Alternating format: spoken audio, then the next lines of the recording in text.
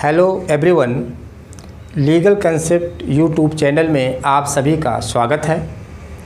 आज का जो लेक्चर है वह है स्पेसिफिक रिलीफ एक्ट 1963, यानी कि यहाँ पे दिया है टाइटल्स विनिर्दिष्ट अनुतोष अधिनियम 1963 दिया हुआ है और आज इस पर हमने लेक्चर बनाया है, आप लोगों को इसे बताया जाएगा। और इसके साथ साथ इसमें एक चीज़ और जुड़ा हुआ है कि जो 2018 में अमेंडमेंट किया गया है, यानी संशोधन किया गया है, उसको भी इस लेक्चर में इंक्लूड किया गया है।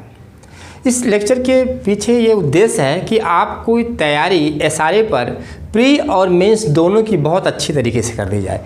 इसलिए हमने आपको प्री के लिए और मेंस के लिए उन सेक्शन का डिवाइड कर दिया है कि कौन से सेक्शन प्री के लिए इम्पॉर्टेंट हैं, कौन से सेक्शन मेंस के लिए इम्पॉर्टेंट हैं और किन किन सेक्शन में 2018 में अमेंडमेंट किया गया है। तो ठीक है, फिर आइए चलते देखते हैं कि कौन कौन से सेक्शन प्री के लिए और मेंस के लिए इम्पॉर्टेंट। हम यहाँ पे आते हैं।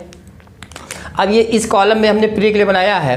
आप देख सकते हैं कि ये जो सेक्शन इसमें दिया हुआ है सारे सेक्शंस प्री के लिए इम्पॉर्टेंट है। तो जब आप लेक्चर देखेंगे तो आप अपने साथ एसआरए का बैरेक्ट भी रखेंगे और उसमें आप उसको टिक लगा सकते हैं। ठीक है, देखिए यहाँ पे दिया है कि पहले कौन सा सेक्शन है 1, 2, 3, यानी कि हम पहले जब बैरेक्ट तैयार देखेंगे तो सेक्शन 1, 2, 3 को अच्छे से देख लेंगे, क्योंकि ये सेक्शन प्री से अक्सर क्वेश्चन पूछे जाते हैं प्री से। तो 1, 2, 3 हो गया। फिर यहाँ पे हम देखेंगे सेक्शन 5 को, सेक्शन 6, सेक्शन 7, यहाँ से भी प्री के क्वेश्चन अक्सर बनाए जाते हैं और पूछे भी जाएंगे। फिर सेक्शन 8, 10 और 12। ठीक है, उसके बाद 14, 15 और 17, यहाँ से भी क्वेश्चन पूछे जा सकते हैं। इसके अलावा हम सेक्शन 18 को भी देखेंगे, सेक्शन 20 और section 20A, B, C। Section 20A, B, C में भी देखेंगे क्योंकि यहाँ से भी क्वेश्चन बनता है। उसके बाद फिर देखते हैं आगे कौन कौन से सेक्शन इंपॉर्टेंट है। सेक्शन 21 देखिए, 22, 26 और 27, इन सेक्शन को हम अच्छे से एक बार देखेंगे और आप इसको बैरेक्ट में टिक लगाते जाएंगे। फिर सेक्शन 31, सेक्शन 32, सेक्शन 34 और सेक्शन 35, ये भी इम्पॉर्टेंट है। अब इसके बाद एक यहाँ से लेकर के 36 से लेकर के 42 तक, इसमें जितने भी सेक्शन हैं वो भी प्री के पॉइंट ऑफ व्यू से आते हैं और ये सेक्शन विशेषतः किस पर हैं, वो है इंजंक्शन पर, यानी कि व्यादेश पर हैं। और ये यानी कि 36, 37, 38, 39, 40, 41, 42, इन पर देखेंगे। और 44 हालांकि रिपील्ड हो गया है, निरसित हो गया है, लेकिन इन इतने सेक्शन को हम प्री के लिए फोकस करेंगे। अब हम देखते हैं मेंस के लिए क्या क्या हमें पढ़ना है, क्योंकि प्री और इसमें मेंस के लिए अगर हम कैटेगरी कर देंगे, इसको डिवाइड कर देंगे तो हमें पढ़ने में आसानी रहेगी। ठीक है, मेंस के लिए जो सबसे इम्पॉर्टेंट सेक्शन है आपका सेक्शन 6, वेरी इंपॉर्टेंट, क्योंकि अक्सर मेंस में क्वेश्चन यहाँ से बने हुए हैं। सेक्शन 6 के साथ साथ सेक्शन 7, सेक्शन 8। ठीक है, फिर सेक्शन 10, 12 और 14।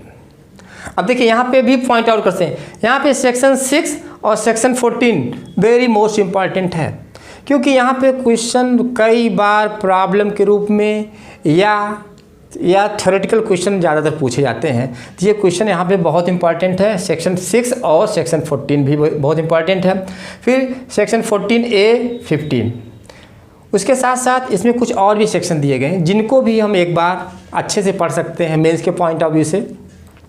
जैसे दिया है सेक्शन 18 दिया हुआ है, section 20, section 20A, 20B, 20C, ये भी यहाँ से भी क्वेश्चन जो है वो जैसे टिप्पणी के रूप में या कमेंट करके पूछा जा सकता है। ठीक है, अब इसके अलावा ये सेक्शन 26 और 27 में हालांकि क्वेश्चन कम पूछे गए हैं, लेकिन मेंस के पॉइंट ऑफ व्यू से इम्पॉर्टेंट है और यहाँ से क्वेश्चन पूछा जा सकता है। इसलिए जहाँ भी हमें ये इस बात की उम्मीद है कि मेंस के क्वेश्चन बन सकते हैं तो उनको हमको एक बार अच्छे से तैयार जरूर कर लेना चाहिए। तो सेक्शन 26 और 27 के बाद जो इम्पॉर्टेंट ये दोनों चैप्टर में आते हैं, बहुत इम्पॉर्टेंट है। सेक्शन 34 और 35 बहुत इम्पॉर्टेंट है, क्योंकि इसमें दिया गया है कि डिक्लेटरी डिक्रीज यानी घोषणात्मक आज्ञप्ति के बारे में दिया गया है। अभी हम इसको आगे जब स्टार्ट करेंगे तो इन सब चीज़ों को आपको बताएंगे। तो सेक्शन 34 और 35, इसके बाद सेक्शन 36 से लेकर के 42 तक 36 से लेकर के 42 तक ये क्या है, ये विशेषता जो है वो व्यादेश के बारे में यानी इंजंक्शन की बात करता है। यहाँ पे मेंस में कई बार क्वेश्चन पूछा गया है और हर बार पूछा ही जाता है, इसलिए आपको इनको अच्छे से तरीके से पढ़ना। एक बार फिर मैं इसका आप लोग रिमाइंड कर दे रहा हूँ मेंस के लिए कि इनके अलावा भी आप इसमें से भी कुछ आप क्या कर सकते हैं, क्वेश्चन को डिवाइड कर सकते हैं। जैसे मैंने पहले बताया कि सेक्शन 6, 7, 8 और सेक्शन 12 इनको आप बहुत अच्छे से तैयार कर लिए। ये मेंस के पॉइंट ऑफ व्यू से बहुत इंपॉर्टेंट है, यानी 6, 7, 8 के साथ 14। और उसके बाद हम सीधा आ जाते हैं कि हम आ जाते हैं यहाँ पे सेक्शन 26, 27 और 34, 35 और 36 ले 42 अगर तैयार कर ले, तब भी हमें मेंस में कि कोई भी क्वेश्चन सॉल्व करने में कोई भी दिक्कत नहीं आएगी, कोई प्रॉब्लम क्रिएट नहीं होगा। ठीक है, अब इसके साथ साथ हम बताते हैं कि 2018 में जो अमेंडमेंट किया गया है सारे में, वो किन किन सेक्शन में किया गया है, क्योंकि अब क्वेश्चन पूछा भी जा सकता है कि which one of the following section has not been amended in 2018। तो अगर आपको ये नहीं पता रहेगा कि किन सेक्शन में अमेंडमेंट किया गया किस में नहीं किया गया है, तो शायद आप इस क्वेश्चन को गलती कर सकते हैं, इसलिए ये भी जानना जरूरी है। अब हम यहाँ देखते हैं कि 2018 में किन किन सेक्शन में अमेंडमेंट किया गया। तो इसमें दिया गया है, पहले तो यहाँ पे सेक्शन 6 दिखाई दे रहा है, सेक्शन 6, 10 और 11। इसमें जो है 2018 में क्या किया गया है, अमेंडमेंट किया गया है 6, 10 और 11 में। इसके बाद सेक्शन 14 में किया गया है। फिर अब देखिए यहाँ पे सेक्शन 14, अभी मैं इसको आगे बताऊंगा। सेक्शन 14 में पूरी की पूरी जो है वो इस सेक्शन का नेचर ही चेंज कर दिया गया है, क्योंकि ये इसके पहले ये क्या था, ये में प्रिज्यूम में था, अब ये सेल में आ गया है। सेल का मतलब होता है कि मैंडेटरी। आप जब भी कोई बैरेक्ट पढ़ेंगे या आप कॉन्स्टिट्यूशन पढ़ेंगे तो वहाँ आप अक्सर देखेंगे कुछ जगह सेल की बात की गई है और कुछ जगह मे की बात की गई है। जहाँ पर मे की बात कर गई है वहाँ पर मतलब वो चीज़ डिस्क्रिशनरी होती है, यानी वो विवेकी अधिकार होता है। लेकिन जहाँ पे सेल वर्ड यूज हुआ वहाँ पर वो सेक्शन या वो प्रोविज़न जो क्या होता है वो मैंडेटरी होता है। ठीक है, अब यहाँ पे इसके साथ साथ सेक्शन 14, 15 में FA में किया गया है, फिर सेक्शन 16 में C क्लॉज में किया गया है, सेक्शन 20 में किया गया है। ठीक है, उसके साथ साथ सेक्शन 20 के साथ साथ यहाँ पे सेक्शन 25 और सेक्शन 26 में भी 2000 में अमेंडमेंट किया गया है। इस चीज़ को हमें जानना है। और साथ ही साथ सबसे इम्पॉर्टेंट सेक्शन 41 में के H में A क्लॉज जोड़ा गया है। कब जोड़ा गया है, 2018 में अमेंडमेंट करके इसको जोड़ा गया है। तो अब देखते हैं कि SRA के जो उसका क्या कौन से इसके मेन पॉइंट्स हैं, इसको हम बताते हैं। अब यहाँ पे देखना है कि SRA में कितने चैप्टर्स हैं, ये बहुत इम्पॉर्टेंट है, क्योंकि चैप्टर से पूछ देता है कितने सेक्शंस हैं टोटल, कितने शेड्यूल्स हैं, कितने पार्ट्स हैं, इसका इन्फोर्समेंट क्या है। तो ये सब क्वेश्चन अक्सर प्री के एग्ज़ाम में पूछा जाता है और ये जानना ज़रूरी है। तो यहाँ पे देखिए टोटल सेक्शंस, टोटल चैप्टर्स कितने हैं, यानी कुल अध्याय कितने हैं, ये 8 हैं। ये क्वेश्चन प्री में पूछा जाएगा और कई बार पूछा भी गया है। इसमें कितने चैप्टर, 8 हैं। अब टोटल इसमें कितने पार्ट हैं, यानी कितने भाग हैं, यहाँ पे ये दिया है। टोटल पार्ट है 3 पार्ट्स में ये पूरे एक्ट को डिवाइड किया गया है, SRA एक्ट को। अब उसके बाद यहाँ पे देखना कि टोटल सेक्शंस कितने हैं, यानी कुल धाराएं कितनी हैं। तो टोटल धाराएं 44 हैं। ये क्वेश्चन जानना जरूरी है कि कितनी धाराएं हैं, कितने सेक्शंस हैं, क्योंकि अगर एक्यूरेट सेक्शन पूछ देता है तो एग्ज़ाम में पेपर सॉल्व करते समय ये बात डाउट में हो सकता है कि कितने सेक्शन, इसलिए आपको ये सेक्शंस टोटल याद रखने चाहिए। तो टोटल सेक्शंस कितने हैं? 44। लेकिन जो सेक्शन 44 है वो रिपील्ड कर दी गई है, यानी निरसित कर दी गई है, उसका निरसन हो गया है। कब? रिपीलिंग एंड अमेंडिंग एक्ट 1974 के सेक्शन 2 के द्वारा section 44 of SRA act has been repealed, यानी कि निरसित कर दी गई है। तो यहाँ पे याद रखिएगा कि किस सन में की हुई है, किस ईयर में? 1974 के सेक्शन 2 के द्वारा सेक्शन 44 को रिपील कर दिया गया है। अब देखते हैं कि ये इसका एक्ट नंबर क्या है, SRA का एक्ट नंबर क्या है। तो इसका एक्ट नंबर है 47/1963 का क्या सीरियल नंबर है? 47 है। तो ये भी क्वेश्चन प्री के लिए इम्पॉर्टेंट है। उसके बाद यहाँ पे ये देखना है कि इन्फोर्समेंट इसकी डेट क्या, किस डेट को ये लागू हुआ, on which date it comes into force. तो दिया है कि 1 मार्च 1964, यानी कि 1 मार्च 1964 को SRA एक्ट क्या हुआ? प्रवर्तन में आया, इन्फोर्स किया गया, इन्फोर्समेंट इसका हुआ, यानी कि लागू किया गया। तो ये डेट बहुत इम्पॉर्टेंट है। अब यहाँ देखना कि इस एक्ट का विस्तार क्या है, ये कहाँ तक ये लागू होता है। तो ये दिया है it extends to whole of India. यहाँ भी ये चीज़ ध्यान देना है कि इसके पहले क्या था, होता था कि it extend to whole of India except Jammu and Kashmir, यानी कि इसका विस्तार संपूर्ण भारत पर है सिवाय जम्मू और कश्मीर की। तो ये जो सिवाय वर्ड है, जो एक्सेप्ट वर्ड है, ये क्या हो गया? ये हट गया है। अब ये संपूर्ण भारत पे लागू होता है, यानी कि होल इंडिया में ये लागू होता है। किस डेट से? ये याद रखना डेट,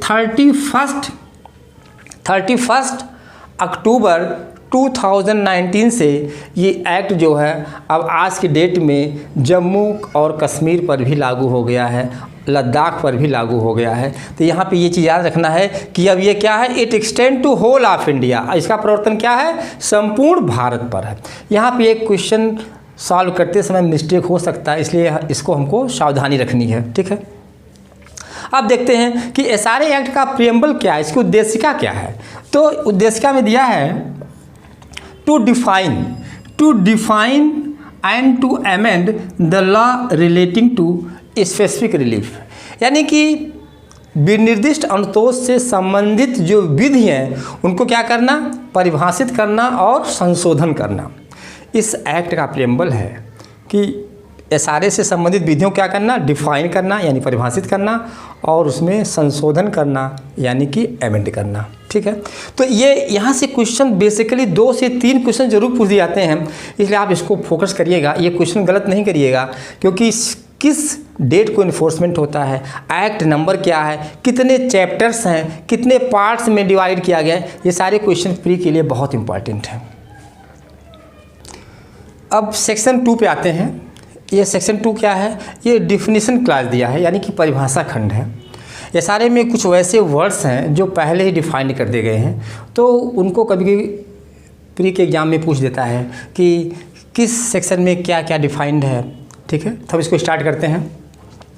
अब देखिए सेक्शन 2A में दिया है ऑब्लिगेशन को डिफाइन किया गया। ऑब्लिगेशन का मतलब होता है बाध्यता, ठीक है। तो इसमें क्या दिया गया है कि obligation includes every duty enforceable by law, यानी कि जो ऑब्लिगेशन में यानी बाध्यता में क्या होता है कि हर वो ड्यूटी, वह प्रत्येक कर्तव्य आता है, विधि के द्वारा प्रत्येक कर्तव्य आता है, उसे क्या बोलते हैं? बाध्यता बोलते हैं, ठीक है।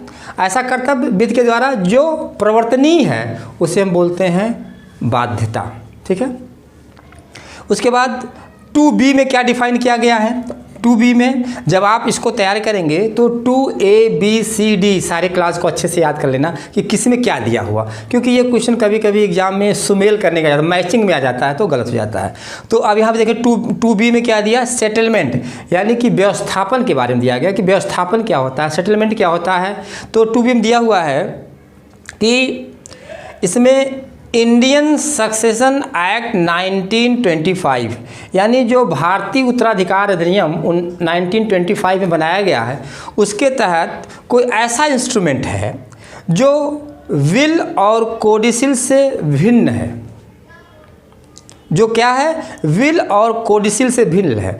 विल या कोड पत्र से भिन्न है, और जो या तो मूवेबल प्रॉपर्टी के बारे में हो, यानी चल संपत्ति के बारे में हो, या इमूवेबल प्रॉपर्टी के बारे में हो, या अचल संपत्ति के बारे में हो, यानी जो जंगम संपत्ति के बारे में हो या स्थावर संपत्ति के बारे में हो, ठीक है, और जिसका डिस्पोज ऑफ कर दिया गया, यानी जिसका बैन कर दिया गया है। अब इसको देखते हैं, क्या एक बार फिर से देखते हैं कि सेटलमेंट में क्या होता है कि इंडियन सक्सेशन एक्ट 1925 के तहत एक ऐसा इंस्ट्रूमेंट, एक ऐसा लिखत जो विल और कोडिसिल से डिफरेंट है, भिन्न है, वह किसी मूवेबल प्रॉपर्टी के बारे में या किसी इमूवेबल प्रॉपर्टी के बारे में क्या है, इसके डिस्पोज ऑफ करने के बारे में, उसके बैन के बारे में हो, तो उसे बोलेंगे कि क्या है, ये सेटलमेंट है, ये व्यवस्थापन है। ठीक है। अब यहाँ पे 2C में देखते हैं क्या है। 2C में ट्रस्ट को डिफाइन किया गया, न्यास को डिफाइन किया गया है। इसके डिफिनेशन में सिर्फ इतना कहा गया है कि यह सेक्शन 3 इंडियन ट्रस्ट एक्ट के सेक्शन 3 में जो ट्रस्ट की डिफिनेशन दी गई है, भारतीय न्यास अधिनियम की धारा 3 में जो न्यास की परिभाषा दी गई है, और इसके चैप्टर 9 में, इसके चैप्टर 9 में जो इसके रिलेटेड ऑब्लिगेशन दिया गया है, उसको क्या बोलते हैं? न्यास बोलते हैं, ट्रस्ट बोलते हैं। ठीक है। इसलिए इस पर ज़्यादा ध्यान नहीं देना, इसको इस सेंस में याद रखना, क्योंकि आप इन सब सेक्शन को आपको प्री के पॉइंट ऑफ व्यू से तैयार करते हैं, इसलिए इसमें ज़्यादा परेशान नहीं होना है। अब आते हैं 2D में क्या दिया? ट्रस्टी की डिफिनेशन दिया है। ट्रस्टी को डिफाइन किया गया, न्यासी कौन है? तो ट्रस्टी की डिफिनेशन 2D में दिया गया, कहा गया है कि trustee includes every person holding property in trust. मतलब एवरी पर्सन, प्रत्येक वह व्यक्ति जो किसी न्यास को धारण करता है, उसको होल्ड करता है, उसे क्या बोलते हैं? न्यासी बोलते हैं, ट्रस्टी बोलते हैं। तो 2A में ऑब्लिगेशन हो गया, 2B में सेटलमेंट हो गया, 2C में ट्रस्ट और 2D में ट्रस्टी हो गया।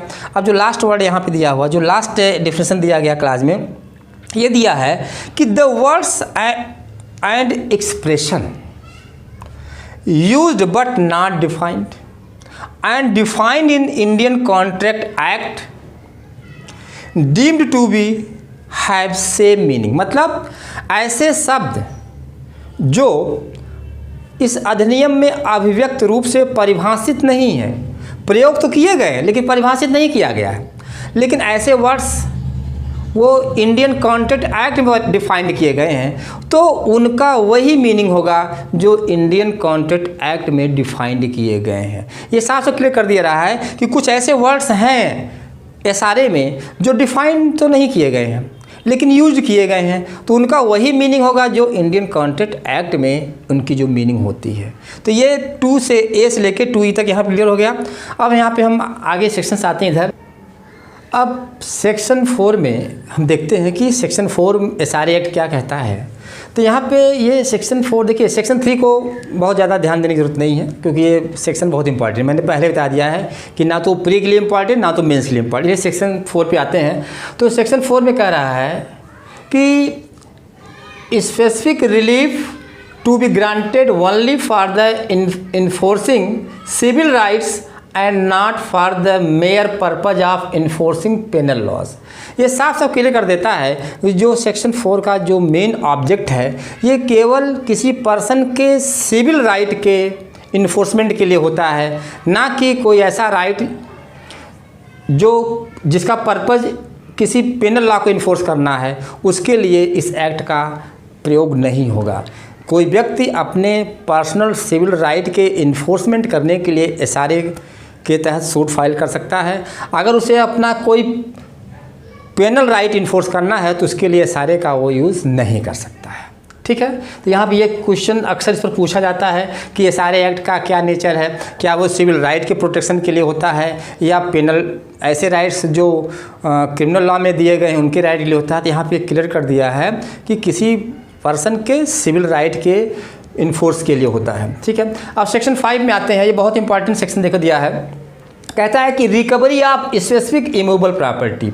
अब किसी ऐसी विनिर्दिष्ट संपत्ति का प्रत्युत्थान कैसे किया जाएगा, उसका कब्जा कैसे लिया जाएगा, उसके बारे में सेक्शन 5 एक नियम बनाता है। कौन सा नियम है कि अगर कोई व्यक्ति किसी संपत्ति का वो हकदार है तो वो उसका कब्जा कैसे लेगा, जो सीपीसी के तहत जो प्रक्रिया दी गई है उसके द्वारा वह उसका कब्जा ले सकता है। दिया है कि person entitled to possession of specific immovable property में recover it in the manner provided by the CPC. यानी उसका कब्जा उसे कैसे मिलेगा, सीपीसी के तहत, यानी सिविल प्रोसीजर कोड के तहत उसका वो क्या कर सकता है, पोजेशन ले सकता है, ठीक है। ये तो एक रूल बता दिया है। अब सेक्शन 6 में देखते हैं क्या दे रहा है। सेक्शन 6 में दे रहा है कि अब सूट कैसे फाइल होगा। देखिए कब दिया है कि suit by person disposed of immovable property. अगर कोई ऐसा व्यक्ति है जिसे डिस्पोज कर दिया गया है तो वह उस प्रॉपर्टी का कब्जा कैसे लेगा, उसके लिए दिया है कि पहली बात तो ये जानना है कि क्या ऐसे पर्सन को ड्यू कोर्स ऑफ लॉ से डिफरेंट तरीके से डिस्पोज किया गया है। अगर उसे ड्यू कोर्स ऑफ लॉ से डिफरेंट वे में डिस्पोज किया गया तभी वो पर्सन सूट फाइल कर सकता है अपने रिकवर करने के लिए, पोजेशन को फिर से रिकवर करने के लिए। लेकिन यहाँ पे एक चीज़ और ध्यान देना है कि अगर कोई एक केस ला है, मार्केट कमेटी होडल वर्सेस सुखी देवी का केस है। Market committee Hodal versus Sukhdevi 2016 का केस ला है। इसमें दिया है कि अगर किसी पर्सन को ड्यू कोर्स ऑफ लॉ के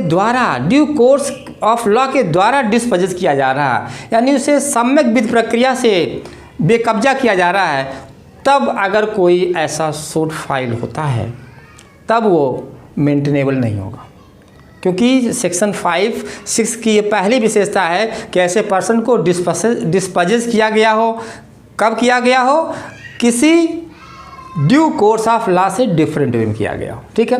लेकिन यहाँ पे एक और ध्यान देना है कि यहाँ पे कौन लोग हैं जिनको डिस्पोज किया गया है, बेकब्जा किया गया, वो सूट फाइल करेंगे। तो पहली बात तो वह व्यक्ति जिसको डिस्पोज किया गया है वह व्यक्ति होगा। और दूसरा यहाँ पे देखिए 2018 में अमेंड करके दे दिया गया, एनी पर्सन, कोई अन्य व्यक्ति जिसका क्या है, through whom he has been in possession, जिसकी तरफ से वो क्या है, किसी संपत्ति का वो धारण करता है, वो भी व्यक्ति कर सकता है डिस्पोज होने के लिए क्या कर सकता है, सूट फाइल कर सकता है।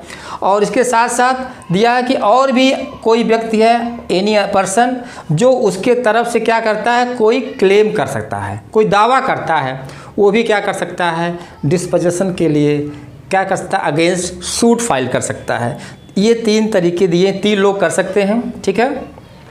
उसके बाद इसके दूसरे क्लास में दिया है, एक्सेप्शन दिया है, अपवाद दिया है कि इसके क्या है कि कोई भी सूट फाइल नहीं होगा डिस्पोजन का। कब, किस कंडीशन में, तो पहला दिया है, देखिए दिया है कि after the expiry of 6 month from the date of dispossession, जिस डेट को उसे डिस्पोजेशन किया गया है, बेकब्जा किया, अगर 6 महीने बीत जाता है तो वह व्यक्ति क्या हो सकता है, सूट फाइल नहीं कर सकता। तो ये जो 6 मंथ की डेट है ये प्री में अक्सर पूछा जाता है, ये बहुत इंपॉर्टेंट है प्री के एग्जाम्स के लिए, ठीक है।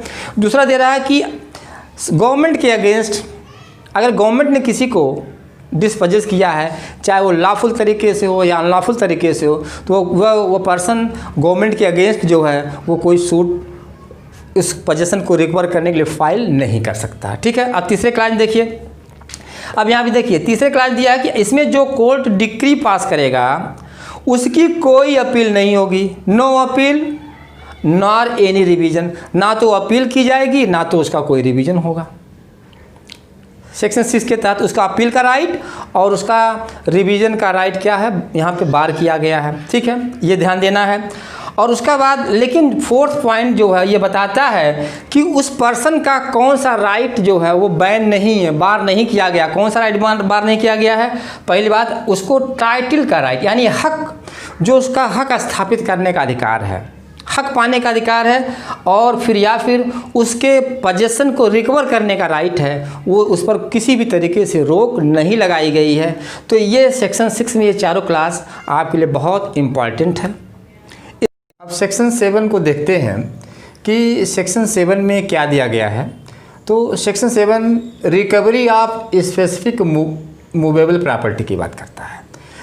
सेक्शन 6 में हमने देखा था कि वो इमूवेबल प्रॉपर्टी की बात कर रहा था, स्थावर संपत्ति के बारे में, लेकिन सेक्शन 7 जो है वो मूवेबल प्रॉपर्टी की बात करता है, जंगम संपत्ति की बात करता है कि अगर कोई भी व्यक्ति किसी जंगम संपत्ति का हकदार है और उसे विधिक प्रक्रिया से अन्यथा उसे बेकब्जा कर दिया जाता है तो उसका राइट्स कहाँ एराइज होता है, वो सेक्शन 7 के तहत आता है।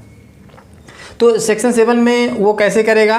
तो इसमें जनरल रूल यही दिया गया है कि अगर किसी व्यक्ति को जो कि मूवेबल प्रॉपर्टी का पोजेसन रखता है और उसे डिस्पोजेस किया गया है तो उस कंडीशन में सीपीसी के नियम लागू होंगे, सीपीसी के नियम लागू होंगे, अर्थात वह व्यक्ति सिविल प्रक्रिया संहिता के द्वारा जो है वह उस संपत्ति पर कब्जा जो है वह प्राप्त कर सकता है। तो ये सेक्शन 7 हो गया। अब यहाँ पे इसके 2 एक्सप्लेनेशन दिए गए हैं, 2 स्पष्टीकरण दिए गए हैं। क्या दिए गए हैं? कहता है कि अगर कोई ट्रस्टी है, कौन करेगा? अगर कोई ट्रस्टी है तो उस कंडीशन में वो किसी मूवेबल प्रॉपर्टी का ट्रस्टी है अगर हो, तो वो ट्रस्टी भी क्या कर सकता है, वो ऐसा वाद ला सकता है। ठीक है। और दूसरी चीज़ है, दूसरे इसके स्पष्टीकरण में कहा गया है एक्सप्लेनेशन में कि अगर कोई ऐसा पर्सन जिसे कोई स्पेशल या टेम्परेरी राइट्स उस प्रेजेंट पोजेसन से अराइज होता है, कोई विशेष अधिकार है या कोई अस्थायी रूप से अधिकार उससे सृजित होता है जिस पर वह व्यक्ति उस संपत्ति पर, जंगम संपत्ति पर काबिज है, तो वह व्यक्ति भी जो है सीपीसी के तहत अपना कब्जा प्राप्त कर सकता है। तो अब यहाँ पे सेक्शन 7 के स्पष्टीकरण भी हमने देख लिया। ये कभी कभी प्रॉब्लम यहाँ पे बन जाता है। ठीक है। अब देखते हैं कि सेक्शन 8 में क्या कहा गया है। ये बहुत इंपॉर्टेंट है। सेक्शन 7 के साथ साथ 8 को भी ध्यान देना है।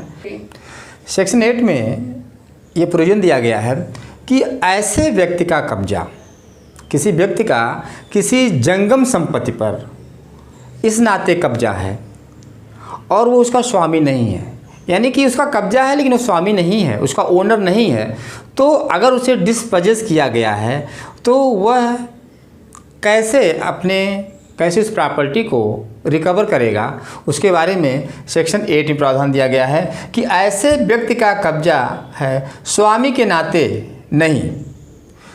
तो जिस व्यक्ति ने उसके संपत्ति को उसे बेकब्जा किया, उससे वह व्यक्ति कैसे कब्जा प्रतिधरण कर सकता है, उसके बारे में दिया है कि वो सेक्शन 8 के तहत वो उस व्यक्ति को कब्जा लेने का अधिकार है जो स्वामी के नाते नहीं, केवल कब्जेधारी है। ठीक है। तो अब यहाँ पे देखते हैं कि जो व्यक्ति है वो कैसे कब्जा धारण किया है। तो यहाँ पे दिया है कि वो या तो प्लेंटिफ का एजेंट या ट्रस्टी हो सकता है, यानी कि वो प्रतिवादी का या तो अभिकर्ता है या उसका न्यासी के नाते हो सकता है। ठीक है। और दूसरी कंडीशन है कि compensation in money would not afford the plaintiff adequate relief for the loss of the thing claimed, यानी कि जिस वस्तु के लिए दावा किया गया है उस पर क्या हो, यथायोग्य प्रतिकर ना होता हो, यथायोग्य प्रतिकर का निर्धारण नहीं होता है, तो ऐसी कंडीशन में उसका जो कब्जा है वो उसको वापस करना पड़ेगा। ठीक है। उसका कब्जा कौन वापस करेगा? डिफेंडेंट यानी वादी को कब्जा वापस कर देगा। तीसरी कंडीशन दे रहा है इसमें कि यहाँ पे कि extremely difficult to ascertain the actual damage caused by its loss. अब अगर किसी, यहाँ पे देखें, यहाँ पहला हो गया, दूसरा, तीसरे में क्या कह रहा है कि अगर कोई एक्चुअल डैमेज हो रहा है, लॉस हो रहा है, और जिसका डिसाइड करना, निर्धारण करना क्या है, बहुत कठिन है, तो ऐसी कंडीशन में प्रतिवादी को ये हक है कि वह क्या करेगा, वादी को कब्जा वापस कर देगा। ठीक है। और जो फोर्थ कंडीशन है उसमें दिया गया है कि thing claimed wrongfully transferred from the plaintiff. अगर प्रतिवादी ने वादी से किसी संपत्ति को सदोषपूर्ण तरीके से अंतरित कराया, ट्रांसफ़र कराया, रॉन्गफुली ट्रांसफ़र कराया है, तो ऐसी कंडीशन में प्लेंटिफ को ये अधिकार है कि वो डिफेंडेंट से यानी प्रतिवादी से ऐसी संपत्ति का कब्जा ले सकता है। तो ये सेक्शन 8 क्लियर हो गया। अब यहाँ पे हमने बताया कि हम उन्हीं सेक्शन को आपको बताएंगे जो बहुत इंपॉर्टेंट होंगे, बाकी आपको एक रीडिंग उसको अच्छे से पढ़ना है। ठीक है। और मैंने आपके लिए प्री और मेंस में दोनों का वो टिक लगवा दिया है। ठीक है। तो अब सेक्शन 10 क्या बात करता है, वो बताता है कि specific performance in respect of contract. इसका मतलब क्या है कि संविदाओं के बाबत क्या करना है, विनिर्दिष्ट पालन कैसे होता है। ठीक है। अब देखिए इस सेक्शन में 2018 में अमेंडमेंट कर दिया गया है, संशोधन कर दिया गया है। इस चीज़ को हमें ध्यान देना है। ठीक है। क्योंकि इसके पहले, संशोधन के पहले जो कंडीशन थी उसमें कोर्ट का डिस्क्रिएटरी राइट था कि कुछ संविधाओं का पालन कराया जाए या ना कराया जाए, लेकिन यहाँ पे सेल वर्ड मेंशन है, यानी कि मैंडेटरी प्रोविज़न कर दिया गया है। पहले में था और आज की डेट में उसको सेल में कर दिया है। इसका मतलब ये प्रोविज़न अब मैंडेटरी हो गया है। ठीक है। तो अब ये क्या कह रहा है कि जो specific performance of the contract है, क्या है, that shall be enforced by the court to the provision contained in the section 11 clause 2, section 14 and section 16। यानी कि अगर सेक्शन 11 के क्लास 2 के तहत या सेक्शन 14 के तहत या सेक्शन 16 के तहत किसी भी संविदा का विनिर्दिष्ट पालन कराना है, तो ऐसी कंडीशन में वह इसमें जो नियम दिए गए हैं उसके हिसाब से उसका पालन कराया जाएगा। यह सेक्शन 10 की कंडीशन दी गई है। ठीक है। मतलब सेक्शन 10 में ये क्लियर कर दे दिया गया है कि ये मैंडेटरी प्रोविज़न है। अगर किसी संविदा का विनिर्दिष्ट पालन कराना आवश्यक नहीं है तो कोर्ट उसका पालन आवश्यक नहीं समझेगा। यहाँ पे डिस्क्रिएटरी राइट कोर्ट का समाप्त कर दिया गया। तो ये है सेक्शन 10। अब आते हैं सेक्शन 11 पे, क्योंकि सेक्शन 11 में कह रहा है कि cases in which specific performance of contracts connected with the trust enforceable. मतलब ऐसी दशाएं जिसमें न्यासों के संसक्त संविदाओं का विनिर्दिष्ट पालन प्रवर्तनीय है। ऐसी संविदाएं जो न्यास पे आधारित होती हैं, ट्रस्ट पे आधारित होती हैं। प्रश्न क्या कि क्या उनका स्पेसिफिक परफॉर्मेंस कराया जा सकता है कि नहीं, तो उसके बारे में जो प्रोविज़न दिया गया वो सेक्शन 11 है। यहाँ पे देखते हैं सेक्शन 11 को। अब इसमें क्या दे रहा है, देखिए इसमें 2 क्लास है। पहले क्लास दे रहा है कि specific performance of contract shall be enforced when the act agreed to be done is in the performance wholly or partly of trust। पहला प्रोविजन। दूसरा प्रोविजन क्या दे रहा है कि a contract made by the trustee in excess of his power और breach of trust can't be specifically enforced. यहाँ पे देखिए ये दोनों प्रोविजन में कह रहा है कि पहले में कह रहा है कि उसका स्पेसिफिक परफॉर्मेंस कराया जा सकता है और दूसरे क्लास में कह रहा है कि उसका स्पेसिफिक परफॉर्मेंस नहीं कराया जा सकता। अब यहाँ देखते हैं क्या कह रहा है। अब यहाँ पे ये कह रहा है कि अगर कोई ऐसा कॉन्ट्रैक्ट है जो किसी एक्ट को या तो वो पूरे तरीके से किया जाना है या उसका कुछ भाग करने का एग्रीमेंट हुआ है, तो यहाँ पे ये क्लियर कर दे दिया गया है, तो उसका स्पेसिफिक परफॉर्मेंस कराया जाएगा। ठीक है।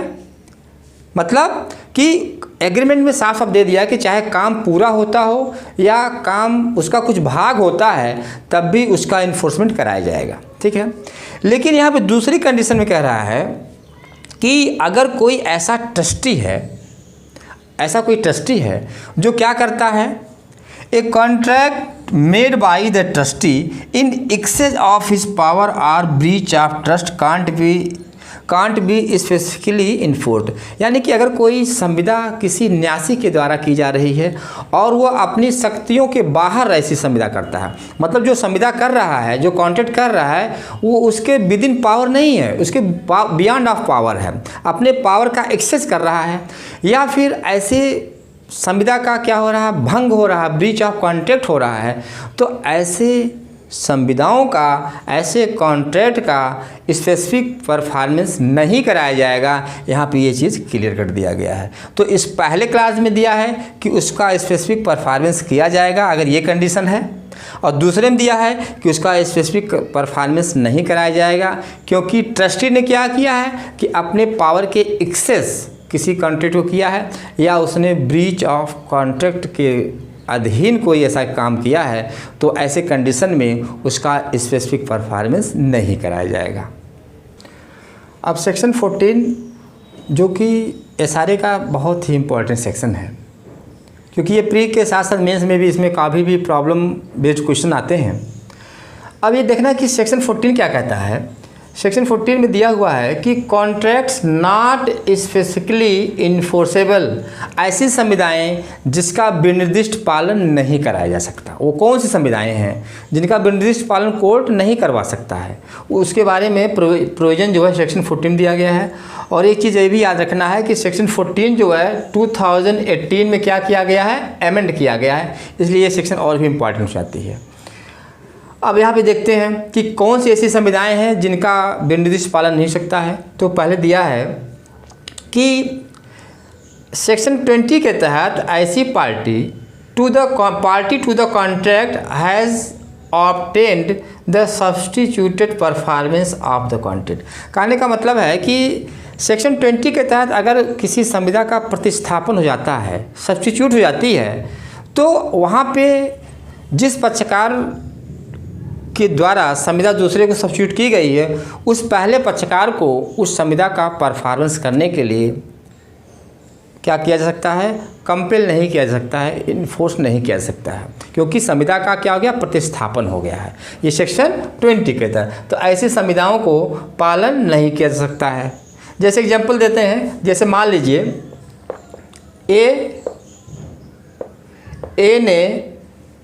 ए ने बी को 20,000 जो है वो क्या दिया है, लोन दिया है, डेट दिया है।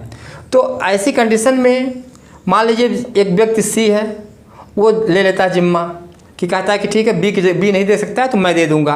तो यहाँ पे क्या हो गया, ये जो कॉन्ट्रैक्ट ये सब्स्टिट्यूट हो गई है, यहाँ पे बी से उस कॉन्ट्रैक्ट का इन्फोर्समेंट नहीं किया जा सकता है। ऐसा जो है सेक्शन 14 के एक क्लास दिया गया है, ठीक है।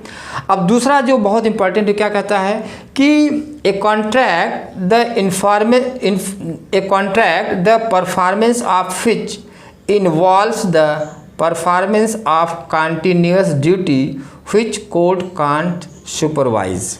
मतलब कोई ऐसी संविदा है, एक संविदा ऐसी की गई है जिसमें क्या है, जिसका पालन निरंतर किया जाना जरूरी है और न्यायालय उसका सुपरविज़न नहीं कर सकता है। तो ऐसे कंडीशन में ऐसी संविदा का विनिर्दिष्ट पालन, स्पेसिफिक परफॉर्मेंस नहीं कराया जा सकता है। ये इसके बी वाले क्लॉज में है, बी में है। उसके बाद आते हैं सी में। सी क्लास में दे रहा है कि a contract which is so dependent on the personal qualification, यानी कि ऐसी संविदाएं जो किसी व्यक्ति के व्यक्तिगत योग्यता और क्षमता पर आधारित होती हैं, तो ऐसी संविदाओं का विनिर्दिष्ट पालन नहीं कराया जा सकता।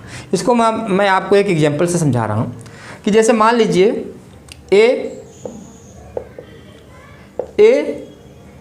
बी कौन है, बी एक पेंटर है, बहुत अच्छा पेंटिंग करता है। ए जो है चाहता है कि वो उसकी पिक्चर को जो है वो क्या करे, पेंटिंग करे, और उसके बदले में कुछ पैसे देने का एग्रीमेंट करता है। लेकिन अब बी अगर बीमार हो जाता है या पागल हो जाता है तो क्वेश्चन है कि क्या ए बी से उस कॉन्ट्रैक्ट का परफॉर्मेंस करा सकता है स्पेसिफिक। तो यहाँ पे बी से इसलिए नहीं कराया जा सकता है क्योंकि यह बी की क्या है, पर्सनल क्वालिफिकेशन है, व्यक्तिगत योग्यता है। इसलिए बी को यहाँ पे बी को इन्फोर्स नहीं किया जा सकता है, बाध्य नहीं किया जा सकता है उस संविदा का क्या करे, वो पालन करे। तो ये क्यों, क्योंकि यह पर्सनल क्वालिफिकेशन पर डिपेंड करते। ऐसा कॉन्ट्रैक्ट किस पर डिपेंड है, पर्सनल क्वालिफिकेशन पे है। इसके बाद है डी में क्या दिया है कि ए कॉन्ट्रैक्ट व्हिच इज, यहाँ पे डी ऑप्शन फिर से देखिए आप, ए कॉन्ट्रैक्ट व्हिच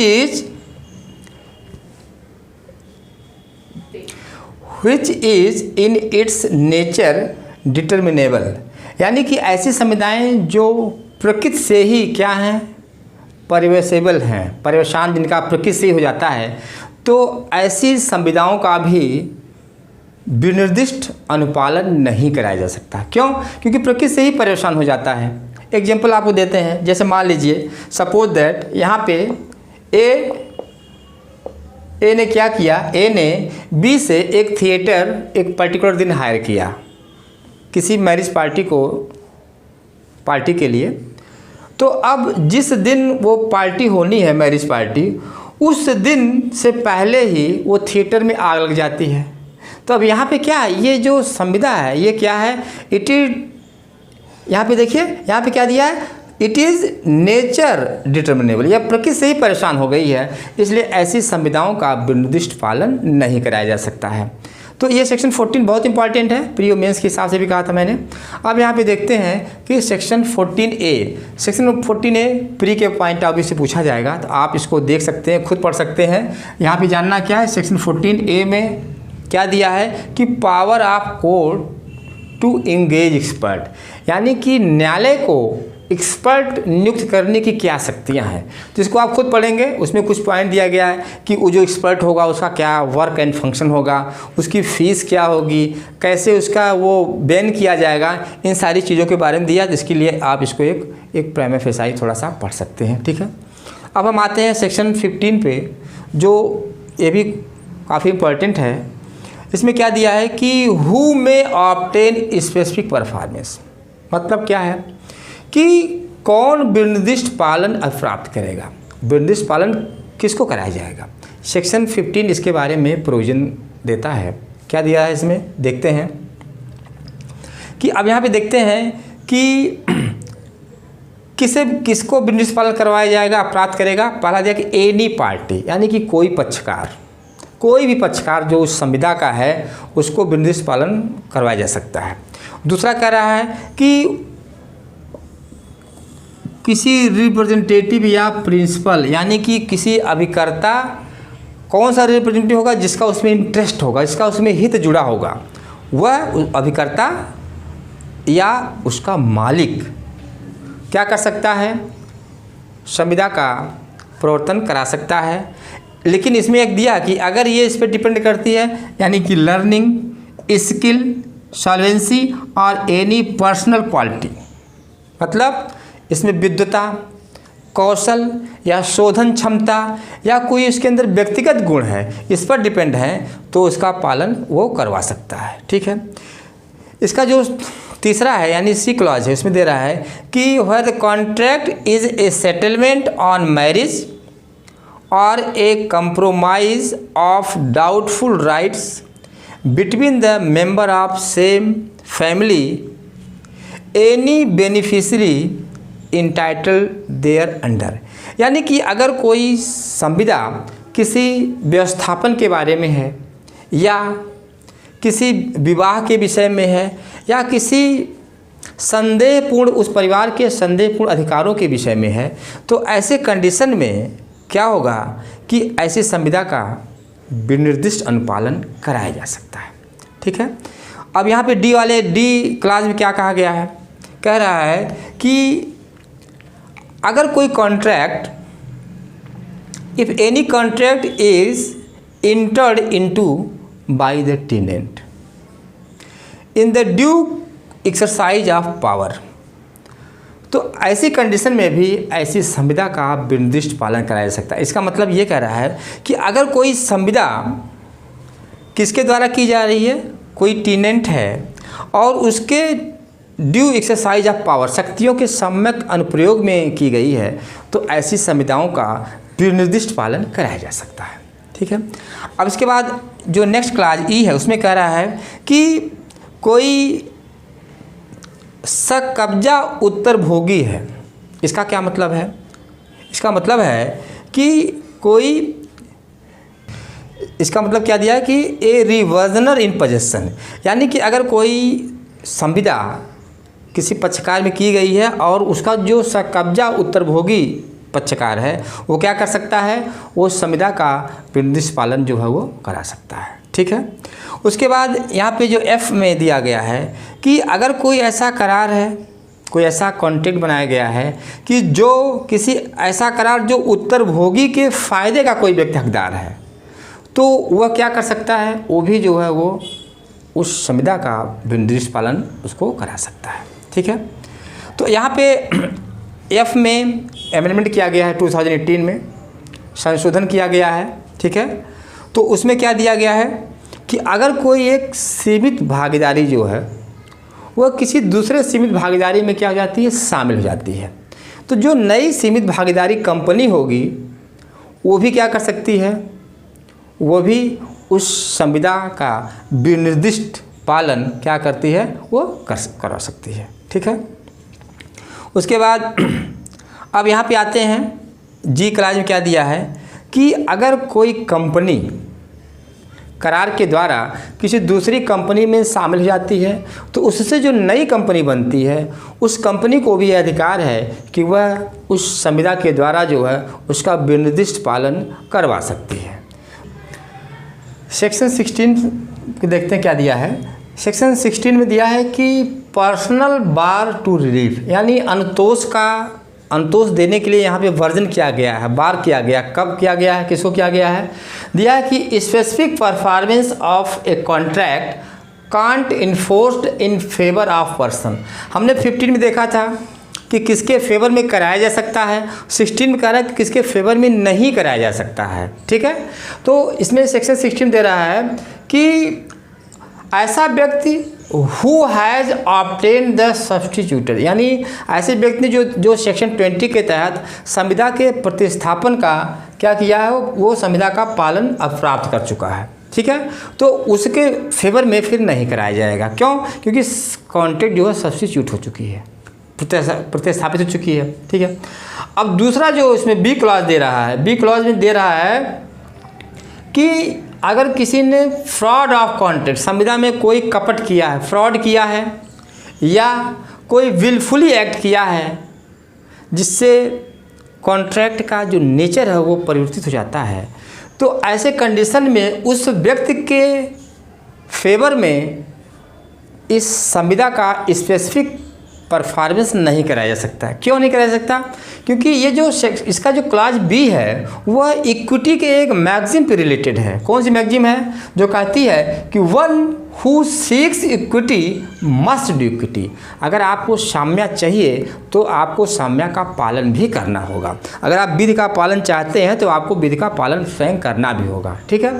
तो ये जो है बी क्लास हो गया। और सी क्लास में कह रहा है कि who failure to prove that respondent has performed or has always been ready to willing perform essential terms of the contract। मतलब कि अगर वादी जो है ये साबित करने में असफल रहता है, किस चीज़ को साबित करने, कि जो प्रतिवादी है यानी जो रिस्पोंडेंट है वो क्या है कि जो कॉन्ट्रैक्ट जो संविदा के लिए मर्मभूत है, जो इसेंशियल पार्ट है, उसको परफॉर्म करने के लिए रेडी नहीं है। अगर वो प्लेंटिफ ये फेल हो जाता है, साबित करने में असफल हो जाता है, तो ऐसे कंडीशन में प्लेंटिफ के फेवर में इस कॉन्ट्रैक्ट का स्पेसिफिक परफॉर्मेंस नहीं कराया जा सकता है। तो यहाँ पे ये क्लास सी भी हो गया। ठीक है। अब देखते हैं कि इसके बाद आप और भी सेक्शन हैं उसको देख सकते हैं जो बहुत ज़्यादा इम्पॉर्टेंट नहीं है, क्योंकि मैंने पहले बताया कि आपको मैं उन्हीं सेक्शन को बताऊंगा जो बहुत इंपॉर्टेंट होंगे। ठीक है, अब सेक्शन 20 में देखते हैं कि सेक्शन 20 में क्या दिया हुआ है। तो इसमें दिया है कि सब्स्टिट्यूटेड परफॉर्मेंस ऑफ कॉन्ट्रैक्ट, ऐसी संविदाएं जिनका जो प्रतिस्थापित हो जाती हैं उनके बारे में क्या वो उनका परफॉर्मेंस होता है कि नहीं होता है। ठीक है, तो यहाँ पे दिया है। अच्छा, एक चीज़ और है कि ये सेक्शन 20 में अमेंडमेंट किया गया है 2018 में, और जहाँ जहाँ भी सेक्शन में अमेंडमेंट किए गए हैं वो एग्ज़ाम के पॉइंट ऑफ व्यू से बहुत ज़रूरी हैं, उनको आप ज़रूर देखेंगे। ठीक है, तो सेक्शन 20 में दिया गया है, क्या दिया है कि इसमें any party of contract of breach, मतलब जो कोई पक्षकार किसी संविदा को भंग करता है, ठीक है, भंग करता है, तो ऐसी कंडीशन में वो क्या होगा, जो थर्ड पार्टी होगा वो क्या है, संविदा उसको प्रतिस्थापित हो जाती है। ये सेक्शन 20 में इस बात को दिया गया है। ठीक है, कि संविदा जो है कैसे क्या हो जाती है, प्रतिस्थापित हो जाती है। ठीक है, अब इसमें एक चीज़ और ज़रूरी है कि जो पार्टी संविदा को भंग करती है, ब्रीच ऑफ कॉन्ट्रैक्ट करती है, उसको 30 डेज़ की नोटिस दी जाएगी कि आप क्या करेंगे, 30 डेज़ के विदिन आप उस संविदा को परफॉर्मेंस करिए, पालन करिए, अन्यथा ऐसी संविदा किसी तीसरे व्यक्ति के द्वारा परफॉर्मेंस कराई जा सकती है। ठीक है, तो ये सेक्शन 20 हो गया।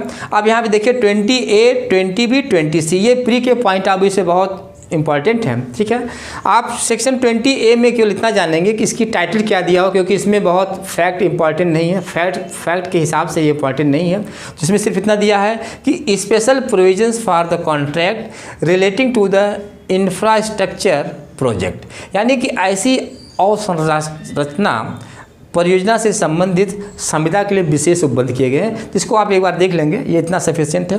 बी और सी बहुत इंपॉर्टेंट है।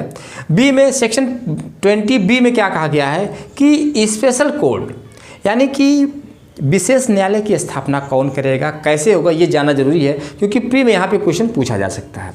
तो यहाँ पे दिया है कि पहली बात तो जानें कि स्पेशल कोर्ट कौन इस्टेब्लिश करेगा।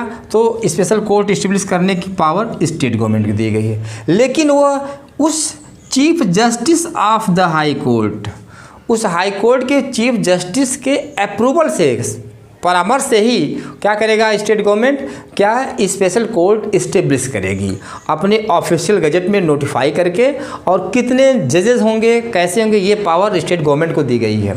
उसके बाद सेक्शन 20C दिया हुआ है, जो कहता है एक्सपेडिशियस डिस्पोजल ऑफ द सूट्स, यानी वादों का शीघ्र निपटारा, उनका कैसे किया जाएगा, उसके लिए क्या प्रक्रिया होगी। तो उसमें दिया है कि जब 12 महीने के अंदर, 12 मंथ के अंदर जो है उस वाद का निपटारा कर दिया जाएगा। लेकिन कब से 12 महीने गिना जाएगा, वो कौन सी डेट होगी, तो यहाँ पे दे दिया है कि प्रतिवादी को समन की तारीख तामील से, यानी जो रिस्पॉन्डेंट को समन की सर्विस हो गई है उसके उस डेट से 12 मंथ के भीतर इस मामले को निपटारा कर दिया जाएगा, डिस्पोजल इसका कर दिया जाएगा। तो ये 12 मंथ है, ये बहुत इंपॉर्टेंट है प्री के पॉइंट ऑफ व्यू से, इसलिए इसको आप याद करेंगे। इसके साथ साथ इसमें एक प्रोवाइजो जुड़ा है, परंतु जोड़ा गया है, जो ये कहता है कि अगर कोर्ट और बढ़ाना चाहती है, यानी 12 महीने से ज़्यादा करना चाहती है, यानी 6 महीने तक और बढ़ा सकती है, लेकिन उसके लिए शर्त है कि कोर्ट को उसका रीजन जो है वो देना पड़ेगा, रिटर्न करना पड़ेगा, लेखबद्ध करना पड़ेगा कि क्यों 12 महीने से ज़्यादा टाइम लगा, यानी 12 महीने के अलावा 6 महीने तक और जुड़ सकता है, इसके लिए कोर्ट को स्पेशल रीजन लिखना पड़ेगा। तो आज ये लेक्चर इतना तक हो गया। इसके बाद नेक्स्ट लेक्चर यानी पार्ट 2 में हम इसके आगे की सेक्शंस को आपको समझाएंगे। Thank you.